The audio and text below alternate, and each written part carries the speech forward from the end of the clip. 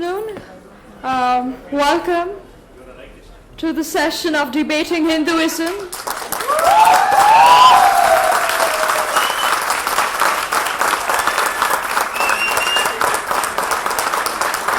I would still like to introduce the panelists. Welcome to the session of Debating Hinduism and the Indian Grand Narrative. We have with us Rajiv Malhotra in conversation with TV Mohandas Pai. Rajiv Malhotra is an Indian-American researcher, writer, and speaker on current affairs as they relate to civilizations, cross-cultural encounters, religion, and science. At the peak of his career, when he owned 20 companies in several countries, he took early retirement at the age of 44 to pursue philanthropy, research, and public service. He established the Infinity Foundation for this purpose.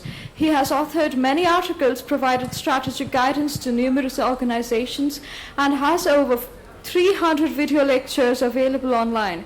His titles include Invading the Sacred, Being Different, An Indian Challenge to Western Universalism, Breaking India, Western Interventions in Dravidian and Dalit Fault Lines, and Indra's Net, Defending Hinduism's Philosophical Unity.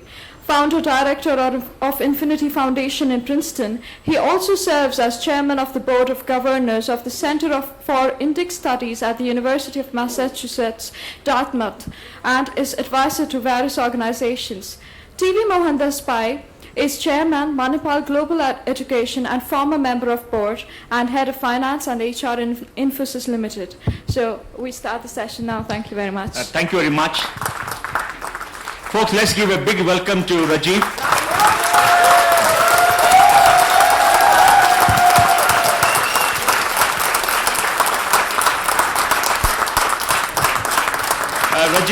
Rajiv, welcome to the Bangalore Literary Festival. Well, thank you. It's good to have you here. Thank you. I want to start by asking you that for the last 20 years, you have spent every resource you have and all your time, your whole life, in building the grand Indian narrative. What motivated you to do this, and what is driving you even now? Well, you know, every civilization has a narrative, has a grand narrative. And I started wanting to discover what is our grand narrative, and I found that people hadn't paid enough attention to this. Having lived in the West for 43 years out of my 64, so I was like 20, 21 when I went there. And by the way, I've come to India every year 3-4 times, so I'm not out of touch, even though I've lived there. I started understanding how different cultures see themselves and how that affects them. I got to study the Japanese grand narrative. They are as Japanese as can be, as traditional as can be, but very, very modern and high-tech at the same time. The Chinese have a narrative which starts with Confucian studies, and they have hundreds of Confucian institutes, and they consider themselves to be Confucian modernity kind of people, not westernized, but Confucianized. And so this goes on. You'll see France is very proud that its heritage starts as the successors of the European Renaissance. The British think they are the inventors of democracy and the English language and the British Empire and all that. The American grand narrative, which they call American exceptionalism, says that we are the exceptional people of the whole world. And it combines both the secular dimension, science and technology, and the Judeo-Christian dimension, and so on. So if you go around, you'll find that great civilizations, great nations have their grand narrative. Even Bhutan has a grand narrative for itself. So why shouldn't India have a grand narrative? And the lack of grand narrative can have serious consequences.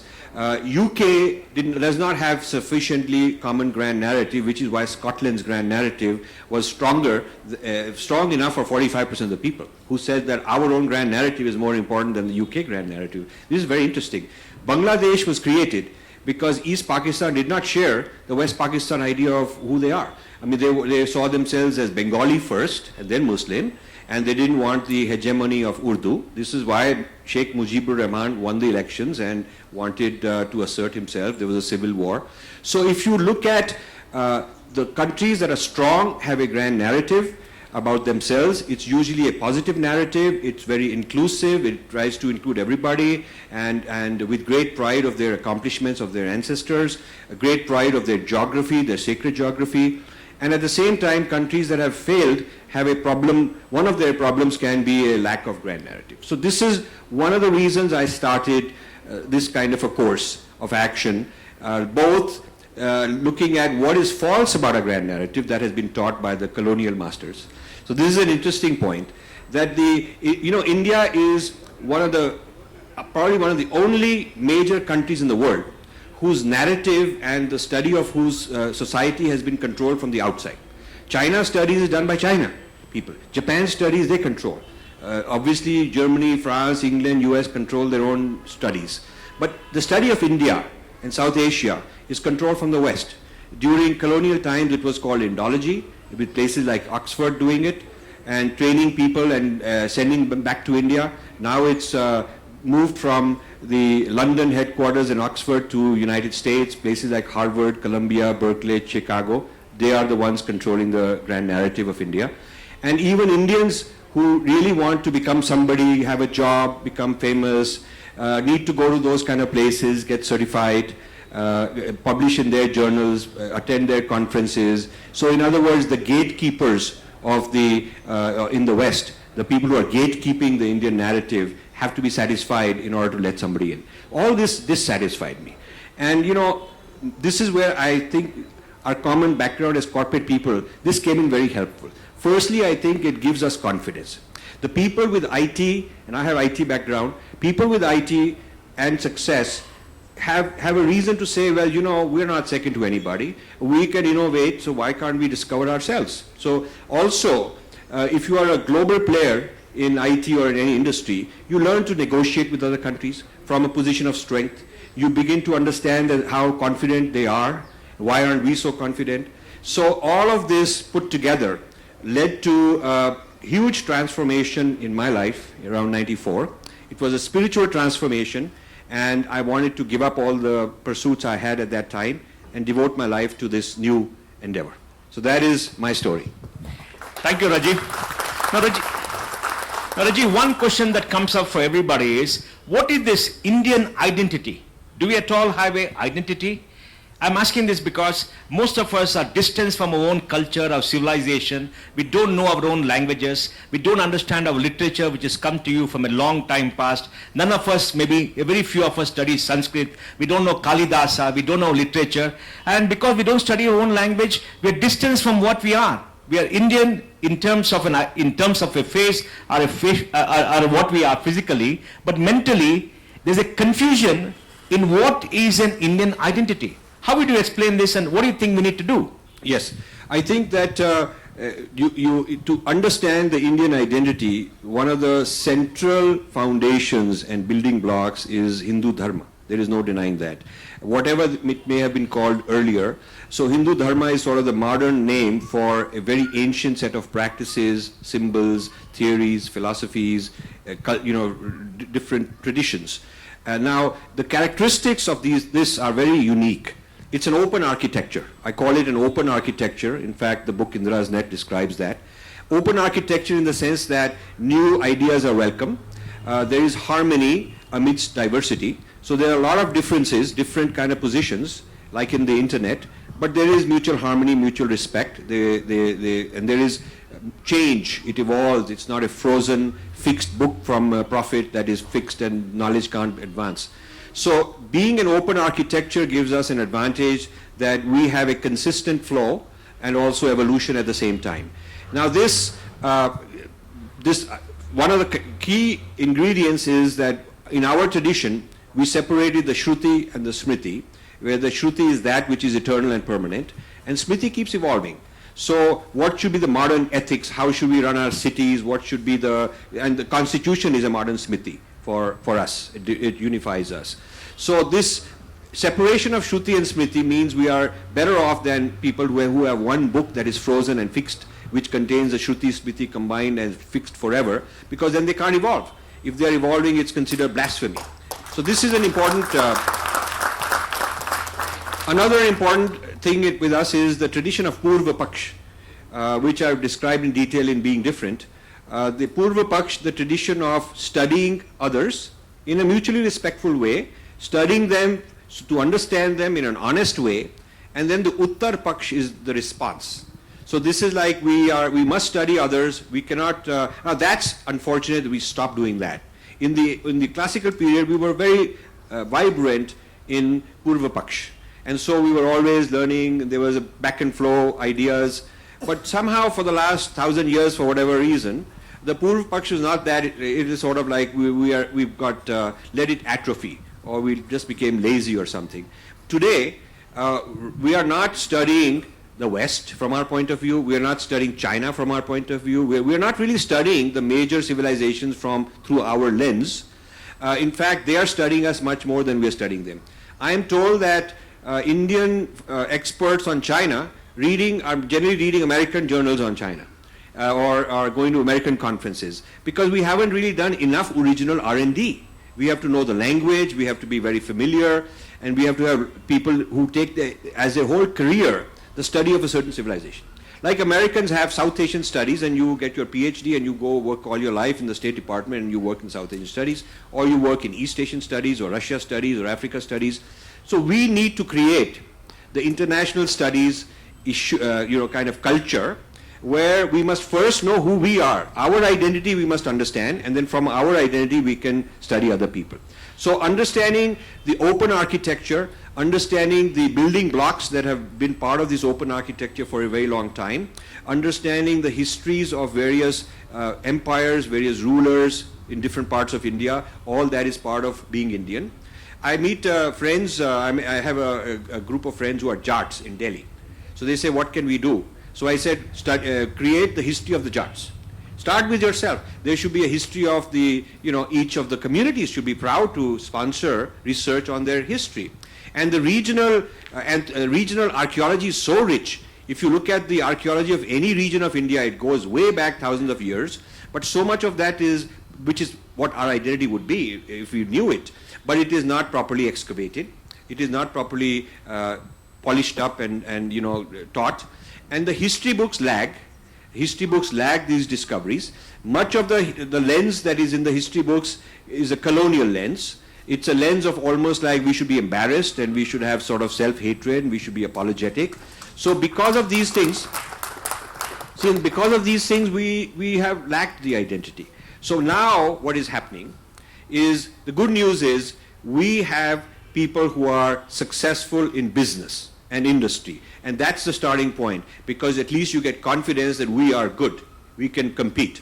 And that also gives you funding, because now we can fund, why do we need Ford Foundation? We should have 10 of those, our own Ford Foundations in India, rather than depending on a foreign Ford Foundation or a Templeton Foundation and all those guys, because they'll give you the money, they'll appropriate people's heart and soul, loyalty towards them, and that's an old colonial trick. So we have the money, our leaders should do that, create our own such organizations. So when you have success, comes confidence and comes funding power. So now the next thing we need to do is relearn, rediscover archaeology, history, philosophy, and create a new knowledge about ourselves, create the best South Asian studies conferences should be here in India, the best South Asian studies journals should be here in India, and there should be PhD giving university which should be the sought after university. Like IITs are for technology, why is it that for South Asian studies it is some other place rather than South Asia? It's amazing that the top 10 places in the world to get a degree in South Asian studies is not in South Asia. You go to Oxford, you go to Harvard, Chicago, all these are more sought after than Delhi University or any other place. So this is the crisis of identity, and I think our country's crisis of identity is a very serious national crisis that hasn't been appreciated enough. Rajiv, one question continues to worry me. Every faith has its adherents, and they're very proud of the faith. A Muslim will say, I'm a proud Muslim. A Christian will say, I'm a proud Christian. Angela Merkel went and said Germany should follow Christian values. They were a Christian Democrat Party. David Cameron said that the England should follow Christian values. They're very proud of their founding faith and the values. But in India, if you come and say you're a proud Hindu, you're dubbed communal, you're dubbed a Hindutva, you're dubbed a right-wing person. Good. Now, what is wrong with the Indian mind that we refuse to accept our own identity, stand up for what we think we are, and why we're not proud to stand up? If you're Hindu, I'm a proud Hindu. If I'm a Muslim, I'm a proud Muslim. If I'm a Christian, I'm a proud Christian. In fact, Gandhiji was asked this question that, what do you want people to be? He said, I want a Hindu to be a proud Hindu, a Muslim to be a proud Muslim, and a Christian to be a proud Christian. Because that's what you are. But in India, if you say about Hinduism, you are branded. Yes. And why is this branding happening? And what should we do about it? What is your view? Great. This is a great question because I'm victim number one of this sort of thing.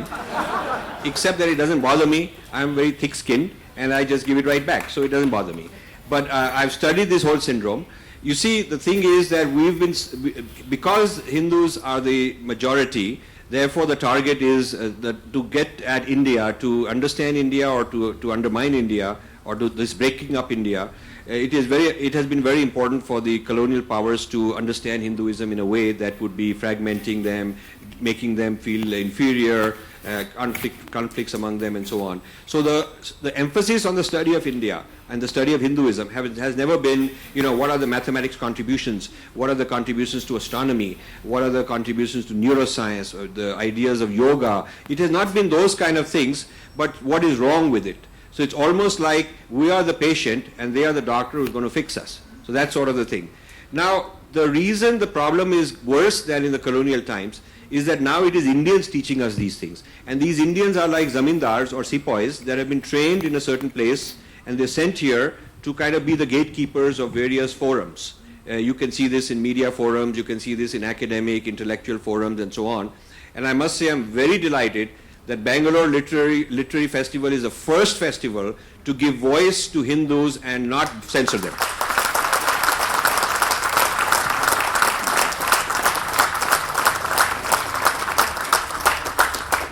Because, all the voices should be allowed at the table.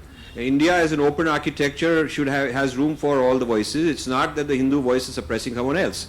It's just that I'm from a certain heritage and therefore I have a right to talk about it in a positive way without being called chauvinist and all those things, fascist. These horrible words are imported. We don't have that kind of a history of those things happening. We haven't genocided people. We haven't got that kind of a history. But this imported theories, social theories that are imported, large number of them, whether it's Marxism, whether it's Freudian psychoanalysis, whether it's post-colonial studies and all kind of new things going on, are very fashionable. And that is where the youth who are very bright and go to good colleges are sucked into such programs. It's become elitist and the media loves to quote this because it makes them feel like they are superior and so on. So this deep inferiority complex that we carry and a sense of awe of the West means that we follow their lead intellectually. And this means that we are not in a position, the thinkers, the leaders in the social sciences have not been in a position to really honestly excavate who we are on our own terms, much less reversing the gaze and responding to other people. So this lack of identity and shame and a sense of almost like you have to start by apologizing is a very sad thing. I found that 20 years ago, or somewhere around 10, 15 years ago, there's something called Education About Asia. It's a magazine in the US. It goes to 20,000 school teachers who teach about Asia. And I wanted to sponsor a special issue on India because they had never in their history featured India. They would feature China, Japan, Southeast Asia. It's about Asia, but they never featured us. They would feature the Middle Eastern countries. So we gave them a grant, my foundation, to have features on India. And I was asked to write the introduction to that special issue. And in that introduction I said, this is like 10, 15 years ago, I said that this caste, cows and curry stereotypes about India are obsolete. And this is a limited view. And the American child, when he grows up, he will be dealing with Indians who will be technological leaders. I said that 10, 15 years ago. And they did not believe that. So I said that rather than being caste, cows, curry image that you are teaching, you are handicapping the American because he will not know how to treat an Indian properly and compete. It is in the interest of the American side that you must understand the strengths and appreciate other civilizations just like Americans appreciate themselves. And so this the purpose of this special issue is to educate Americans about the future power that India is and the past power that it used to be at one time, so that Americans know how to deal with mutual respect. Now, it is interesting. They took this whole issue. They took my introductory editorial. In the next issue were a whole lot of complaints, some by Indians also, that this is chauvinistic. Why are we allowing this? He should be talking about this problem, that problem, that problem. And then I had to respond. I was given a chance to respond, which is good. And so I could say that if you look at the issues on Japan, if you look at the issues on China, and you look at US, US grand narrative is called American exceptionalism, starting with, the founding fathers, Thomas Jefferson, the place where Edison and all these people, Wright brothers, it's all the accomplishments of the country. Every child learns these things. And it is not about what a horrible place we are, which every country has horrible things. So you see, we have somehow become very full of negatives about ourselves. And we need to turn this around in the same way as a corporate enterprise needs a positive brand. It needs a USP, and it needs to show what is good about it, both for its own people and for the other the outsiders who it deals with. And you cannot be successful in a competitive world if you are confused about what's good about you, or apologetic, or just very full of inferiority complex. So the control of the Indian narrative in the hands of intellectuals that are mixed up on this is a very dangerous national crisis. And that control needs to be switched. We need to train new people who bring the academic rigor, intellectual rigor, who are responsible, who are balanced, who are fair, and who can present a good narrative of India. Rajiv, I want to touch upon a controversy which happened in India maybe a few months ago. It's about Wendy Doniger. When Batra filed a case against Wendy Doniger, and Penguin voluntarily withdrew and pulped the books, and the books are available, why was such a furor in this country to say the suppression of freedom of speech, India is turning right, is becoming a Hindu republic? Why was this kind of a adverse reaction when the constitution, the basic founding document of this republic, promises freedom to everybody? Yes. Nobody can take away those freedoms. And if you are very conscious about the freedom, you can go to the Supreme Court, and Supreme Court will protect the freedom of expression. It's been done in countless cases. Right. But why was there such much angst against India? And the whole country seemed to be abused because a publisher withdrew a book because of a fight. Yeah, so this is very good issue. In fact, the latest issue of Foreign Affairs, which is a very prestigious international affairs magazine that comes out of the US, read by all the thinkers, the latest issue has an article by Ananya Vajpayee, who's a student of Sheldon Pollock, basically talking about this Wendy Doniger thing, and it's all, right-wing Hindus and whatnot, bring Modi into it. Modi had nothing to do with Wendy Doniger, but everything wrong is sort of named on Hindus and Modi, this sort of thing. So the point is that, as you've said, somebody used the law to fight a case. And the law of the land is the law of the land. And if you don't like it, you can appeal, you can go somewhere else. Nobody asked, nobody pressured with a gun on their head that the publisher had to do this. The publisher made a business decision to do it. It was entirely their call. So I don't think you can call this fascism or right-wing, any of that. It is just using the law of the land for your purpose. Now, the same law has been used to ban Da Vinci Code because Christians were offended, and the same law, Satanic Verses by Salman Rushdie, because Muslims were offended. So there was no big uproar, no big international crisis declared because India banned those kind of books at the past. When a Hindu uses the same law for his purposes, it suddenly becomes like it's a big deal. So I think there's a double standard that Hindus are somehow not entitled to the same rights and the same protection that other people are. Now, I must say that I take some responsibility for starting this whole Wendy Doniger thing. Those of you who are from the Sulekha days or who've read my books, Invading the Sacred and so on, I started this critique of Wendy Doniger long ago. I didn't ask for a book to be banned. I didn't ask for any pulping. I basically said I want my response to be heard. So I responded her books with my books, and created a huge, many of you are here because from that day onwards, a lot of mobilization, a lot of awareness was created. And I was concerned that this Freudianization Freudian sexualization of Hindu deities, goddess, symbols, claiming that Ramakrishna and Vivekananda had a homosexual affair and Ramakrishna sexually abused Vivekananda, all this kind of nonsense by imposing some Freudian way of interpreting things, and so much vulgarity also in some of those interpretations, which I bring out in that book. I felt that Hindus ought to know that this is going on, because the same scholars are training a whole army of people with getting PhDs from their American university and sending them here to become like big experts who get book awards and who are quoted, and they are the gatekeepers here. People should at least know that this is how we are being treated as a tradition. And then, I believe in free speech. They have a right to publish what they publish. I have a right to my own criticism. I didn't go for pulping, banning, and so on. But if somebody else did, I think he has a right to do it if he's doing it under the law, because Batra is following the law and doing it, and others can contest. They didn't have to concede. So there's no right-wing conspiracy going on. It's just people following the law and using their rights. Rajiv, one of the fears in this country, which has been expressed by some liberal writers, is that if you speak for Hinduism, or you write about Hinduism, or you praise Hinduism, you're anti-Muslim, you're you're not secular. Now, in your view, when you look at the Constitution, which is a very secular document in a sense, it distances the state from religion, guarantees the freedom of religion and freedom of expression to every citizen of this country, and creates a free society.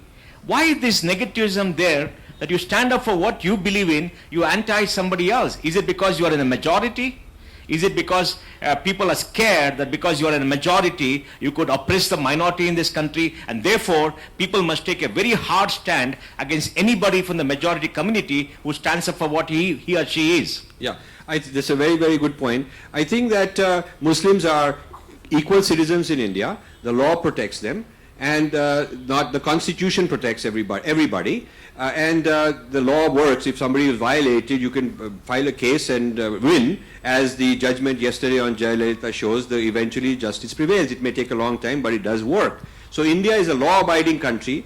It doesn't need foreign intervention to get human rights for any of its citizens. I mean, nobody thinks of intervening in the United States to get human rights for its citizens. It's assumed that they can fight it internally. Similarly, India has a constitution, India has a great legal system, and India has courts that function, and so these ought to be strengthened and ought to be, continue to be used. So whoever it is from any community is protected by this system. Now, my own feelings are that the privileges given should be on an individual merit basis and an individual economic basis. I do not like this idea that a particular group, caste, religion, whatever, are clubbed and considered to be victims and have to have a special quota, because it encourages conflicts with each other. It brings vote banks, and it brings small little fiefdoms and irresponsible politicians who manipulate this. And a lot of our intellectuals and the media walas are into this kind of thing, flaring up these kind of tensions. So the law should be that the individual economic merit, if a person has individual needs on that basis, they should be given. I know Dalit billionaires. There is absolutely no reason that a Dalit billionaire should be entitled to some privileges. There are also billionaires from various minority communities, and yet I know Hindus who are not doing so well. So it is not a question of one religion or one caste or jati having problems. Whoever has problems as an individual ought to be given some special treatment. That is one thing I think will help a lot and alleviate the problems of tension among communities, because these problems are artificially caused because of the approach of vote banking and showing people that, look, you are a victim, I'm the champion, I'll get you the good deal if you vote for me, if I get elected, because the other guys are the bad guys. That kind of political rhetoric, I think, is very dangerous. I also feel that as a Hindu, the playing field should be leveled. So there is no reason that Hindu temples should be controlled by the government when the churches are not controlled by the government.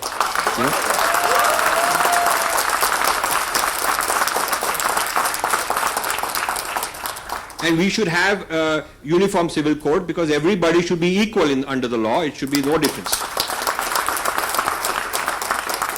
So my feeling is that will be branded a right-wing fundamentalist tomorrow, Rajiv. But the interesting thing is that I saw so many panels here in this literary festival where they're talking about women's rights, and they're blaming who's done what, what everybody's blaming somebody else.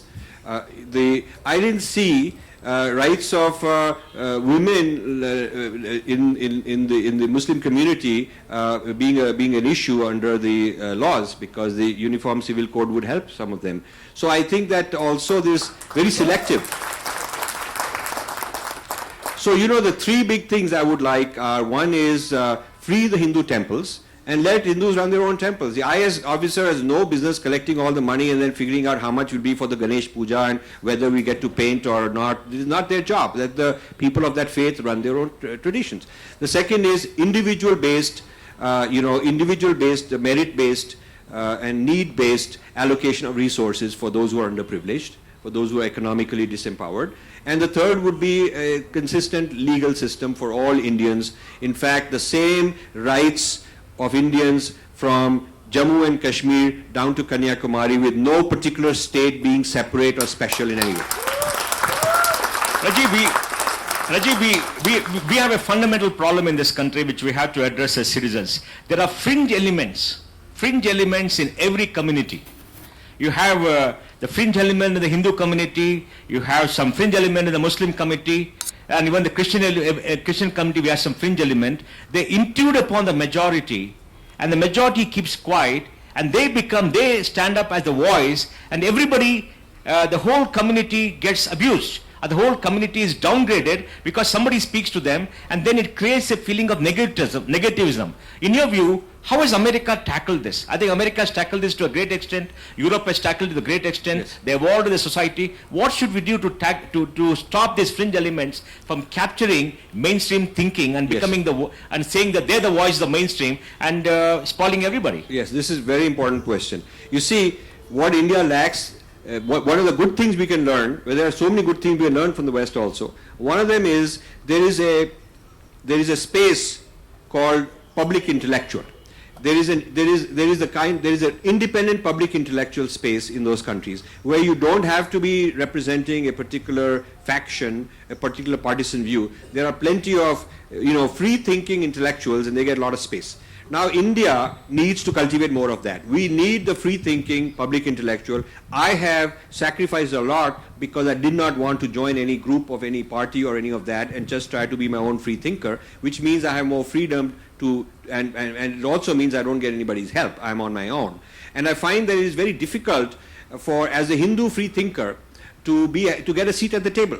Because often, and it's people like me who need to be brought in. It is people like me from Islam and Christianity and so on who are unaffiliated and not part of any political kind of a thing or any religious establishment, but thinking in their own capacity. It is such people who need to comprise a space where these topics can be discussed in an amicable way with agreement, disagreement, but with mutual respect. So why aren't there more literary festivals and TV interviews and other kinds of forums where they are allowing and encouraging voices like this?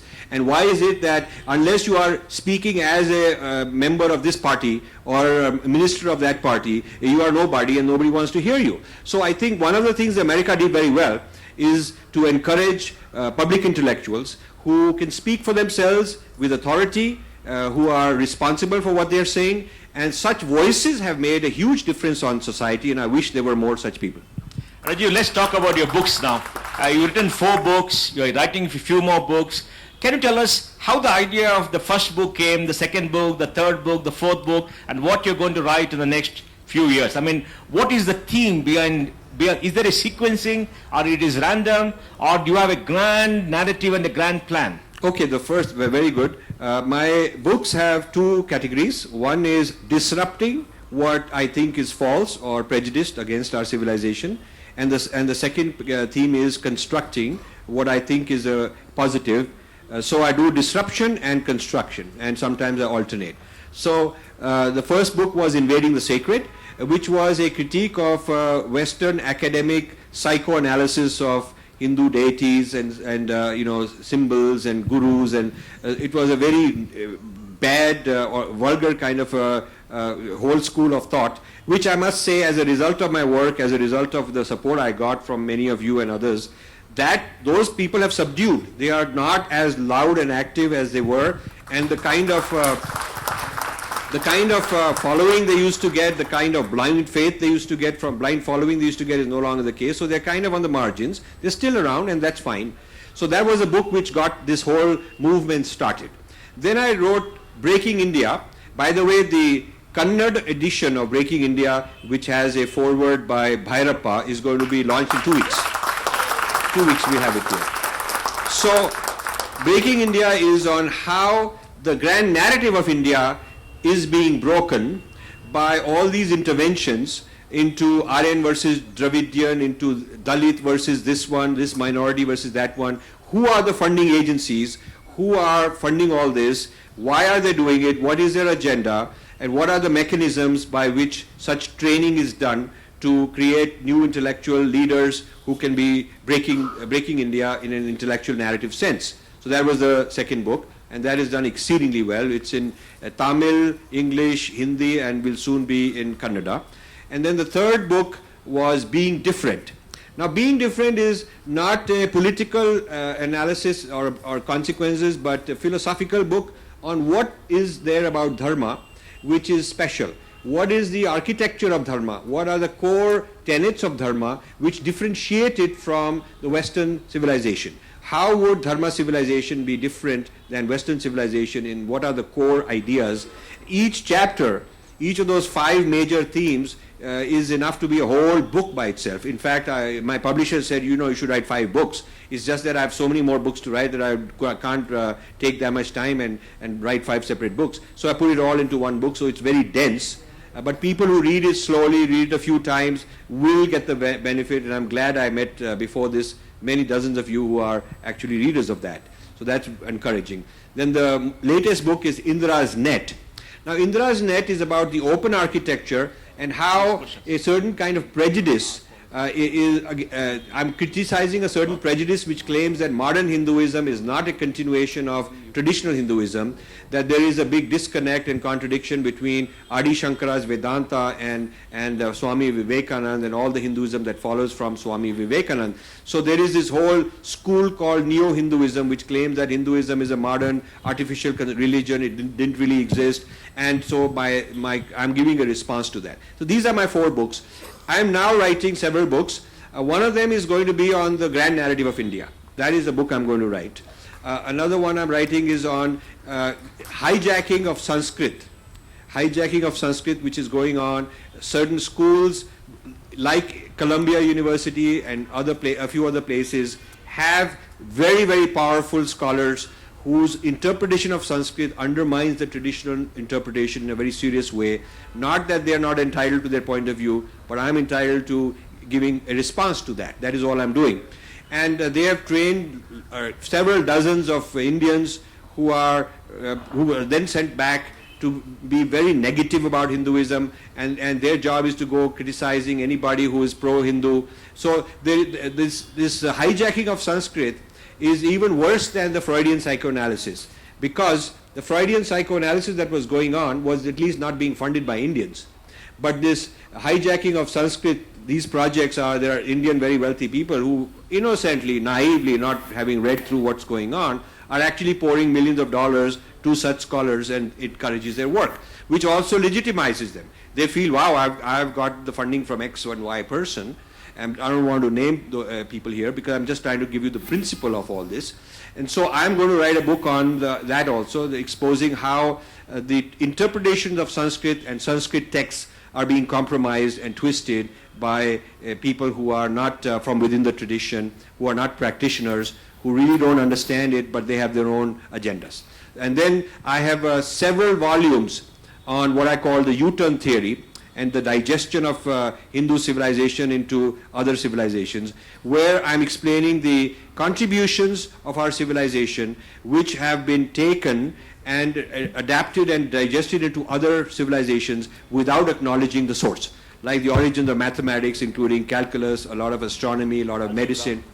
Algebra. Yes, algebra. Al-Jabr is a man Al-Jabr, who writes a book which starts out by saying that this is a translation from these Indian languages into Arabic. And this Al-Jabr's book, centuries later, Europeans discover it and translate it into Latin, and then they start calling this knowledge Al-Jabra. So this Al-Jabra is Al-Jabr's knowledge. But Al-Jabr himself acknowledged that this is Indian knowledge. So there's a lot of stuff like that. The earliest Western, European, when they study the history of taxonomy of plants, it was done by somebody. And then when you look at his biography, he was hired by the head of the director of the Dutch East India Company. And this guy had collected all these herbs. In Kerala. He'd taken all these herbs and he had gardens, and he'd hired this fellow to come and study this and classify the plants. And this is called the origin of taxonomy, but they don't give credit to us. They claim that they discovered taxonomy. And one of the very early books on botany, which is in Dutch, it's either Dutch or Danish, one of those two, is in Harvard. And I've seen that. I'm trying to get a scan. I haven't succeeded yet. But that is a book where it's handwritten, and it is considered the earliest work on botany, the classification of plants. In the first page, it says this is a translation of the following Malayali text. Yeah, this is what it says. Yeah, Apupai. Now, for 20 years, I'm going around doing all this forensic work. Everywhere I go, I get people who say, I know this. I go, okay, let's go together and find it. So I go running around chasing these leads. And I've got a huge archive of materials of this sort. Some of it never published, very original kind of stuff. All the way to modern times, when the study of Hindu and Buddhist thought and practice is the basis of modern neuroscience and modern cognitive science. And there'll be Nobel Prizes in the next 10 years claimed by Westerners for making big breakthroughs in this discovery of brain and mind and whatnot. But when you look at their biographies, who they learned it from and who that they learned it from, it's invariably that the person learned it from some technique from a Hindu guru in Rishikesh or something, or a Buddhist, they got initiated into Buddhism, they studied that for all their lives. So how the Dharma traditions are feeding the modern mind sciences is a very, very big story. So I'm going to produce 6-7 volumes on this U-turn theory and digestion. And there's many other things I also want to do. Folks, now we'll have a Q&A. Those of you who want to ask questions, please come and stand there.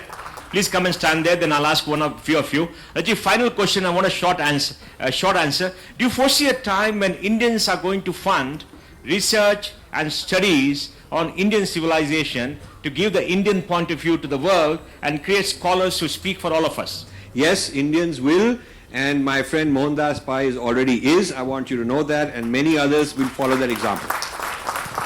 Okay. Yes, please ask a quick question.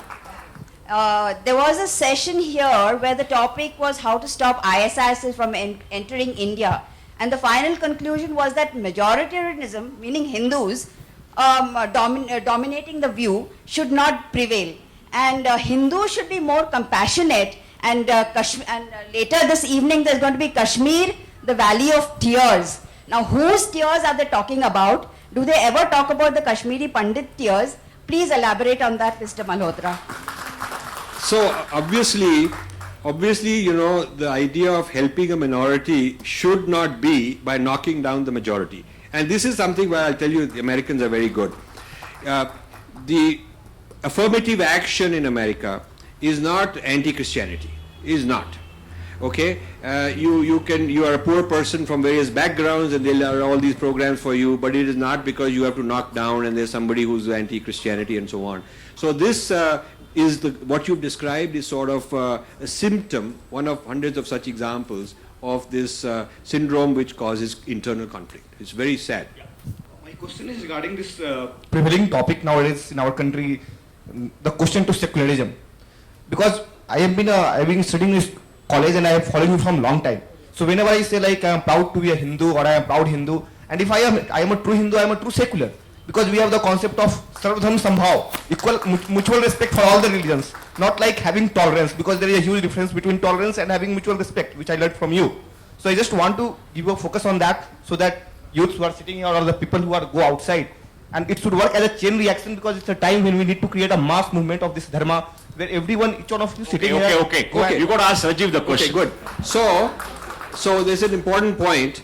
Secular is a very important new breakthrough for Europeans because they had a certain problem. The problem was that the church believed in exclusivity of the discourse, the narrative had to be in civil life, and so they had a problem which we don't have. So we don't need a solution, we don't need a medicine for a disease we don't have. So the exclusivity of the church was so intense and for such a long period of time that they need to fight wars and they need to push the church back and create a space where where free thinking could happen. Now in our country, there has never been a rule which said you can't be an atheist. People are atheists. People belong to various denominations, and people can have no religion at all. People can criticize.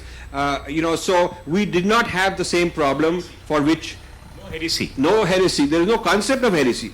There is no concept that you have this blasphemy. You can disobey. You can argue against God. The whole. If we had more time, I'll show you how our own shastras are very critical, self-critical, and so on. So the problem that secularism was meant to solve, Hinduism is a built-in solution to that. That is, I think, what he meant. Please. Rajiv, I just want to add a point. I think people should read the Constitutional Assembly debates when it was debated whether to use the word secularism in the preamble to the Constitution. And Dr. Ambedkar said we should not use the word, I think if I'm right, because we are not what Europe was. Yes. Our Constitution gives freedom of religion to everybody, Yes. Yes. and by nature it is secular, so we don't have to use the word. Yes. It's only, I think, in 1975 that Indira Gandhi brought in the word in the preamble for whatever reason. Yeah. So in the Hindi edition of this amendment, it says Sapeksha Dharma, which means all-inclusive, diverse dharma. And in the English edition, they translate it as secularism. So it's very interesting that Sapeksha Dharma, you can claim, is our constitution, because in Hindi version of that amendment, that's what it says. And it was L.M. Singhvi who insisted. He took Indira Gandhi's pen, and that's what he says. He took Indira Gandhi's pen and he crossed off secular and called it Sapeksha Dharma, and that's what Indira Gandhi signed. Yes. Yeah, so my question is that in your opinion, should religion be determined by birth, in which family we are born in, what is our parents' allegiance, and how important is the reading of scriptures of not only the religion we subscribe to, but the other religions also help, how does it help in understanding of our own religion? So you're saying, should it be I'm not sure I understand the question. Should it be the girl, the woman who decides? Is that what your question is? No. My question is that my family is a Hindu. Okay. So should I be a Hindu because I am born in a Hindu Okay, family? so you should choose your own faith. You should choose your own faith. Your parents raise you naturally in the family tradition, but under the law, you have a right to choose your faith. Under the law, you can choose any faith you want. And so the issue is whether you are making a choice out of pressure, whether somebody come and convert you because you're a poor person, they put you in a school, and otherwise you can't get admission because you don't belong to their religion, you want to be in the convent, and so you have to convert. If there is pressure, economic pressure, educational pressure, I'm against that. But if a person who is well educated, understands what choice they're making, and it's not based on any kind of compulsion and wants to choose a religion of their own, they should be able to do so. And remember, there is no punishment for you for what is called apostasy. That is relinquishing your faith. There is no punishment for you. You're very lucky. One more question. Okay, can we do this? Can 3 people ask a question? I'll give one answer. Right. Okay. Right. My question to you is, sir, you were very hopeful with Narendra Modi coming to power, this is with respect to your criticism of our diplomats not using our dharmic soft power efficiently to build strategic relationships in the neighborhood, especially with respect to China. Now that the hope that Narendra Modi has come to power has materialized, are you taking this up effectively with the government in terms of doing this? Also, in addition to dharmic soft power, the other thing is also Islamic soft power. We are one country where the Sunnis and Shias, they aren't at war with each other, right? So, my question to you is, now can we see a difference in approach to our diplomats? And are you taking this up? Okay, next point, yeah. Rajiv ji, my question is ki, like the mind projections that is there in the mindset. Everything depends mostly on the media, and the media is pro-liberal or left liberal media. Most of the time, whenever there is Kashmir, there is Godhra, whatnot, they project it every time on one person, but Assam 4 lakh people get displaced, or in a similar way, like in Kerala, some of the places democracy is compromised. So those things media don't project. So do you think in the print media, like there are some print media controlled by Saudi, US agents and all those, and in the electronic media, a lot of money is pumped from the Saudi and all missionaries and whatnot, that should be regulated in terms of the transparency and accountability. Okay, next one.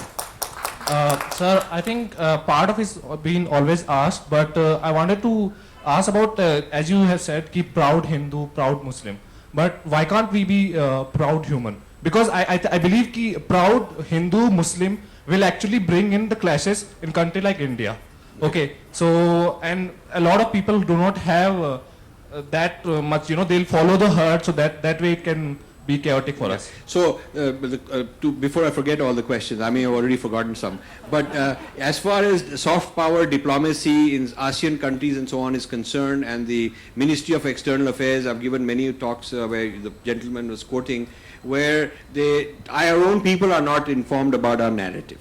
All I can tell you is the question was whether I'm doing something about it. I have no official capacity. If asked, I will give my opinions. If not asked, I'll still give my opinions. So that is that. The second question on media, I don't like to call them liberal, because liberal comes from liberating, and I think Hinduism is liberating. So we Hindus are very liberal. We are not some kind of fixed, fossilized.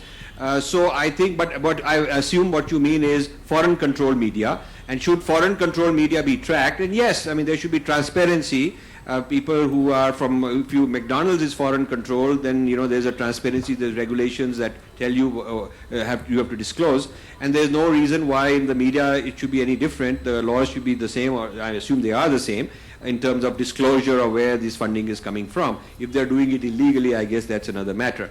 The third one was, if we say I'm a proud Hindu or a proud Muslim or something, aren't we causing problems? And shouldn't we just sort of ignore that? I think that is wrong, because that is exactly what is happening now. The public space has been told you better not claim your identity, make it hidden, and then what happens is the public space becomes a vacuum, often filled by irresponsible people. Yeah, irresponsible people will then start defining the identity because you are too afraid to define your own identity. So what you should do is say, I'm a proud X, and I'm a proud Indian as part of that.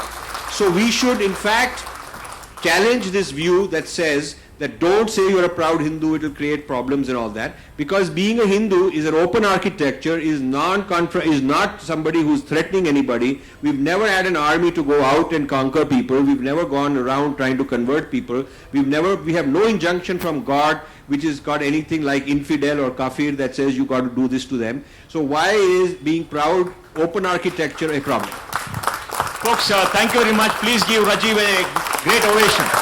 Thank you. I hope you enjoyed the show.